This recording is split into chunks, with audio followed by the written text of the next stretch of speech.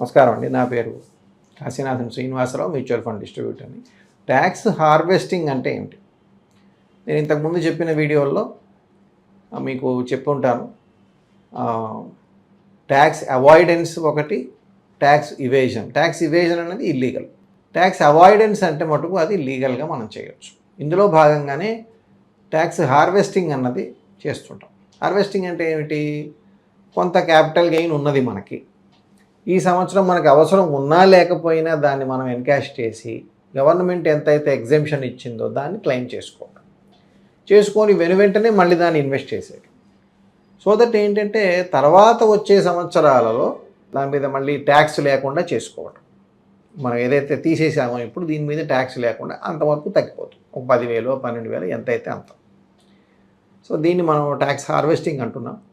ఇంకొకటి కూడా ఉంది. సపోజింగ్ మనము ఒక సంవత్సరంలో ఫైనాన్షియల్ ఇయర్లో 6 నెలల దగ్గర ఉన్నాం.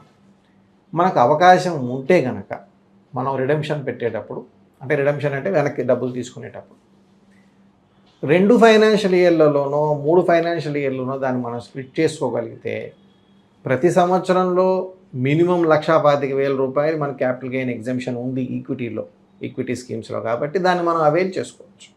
సో అట్లా కూడా మనకి అవకాశం ఉంది. ఇదంతా కూడా ఇల్లీగల్ ఏమి కాదు. గవర్నమెంట్ అవకాశం ఇచ్చినంత వరకు మనం చేసుకోవచ్చు. Thank you.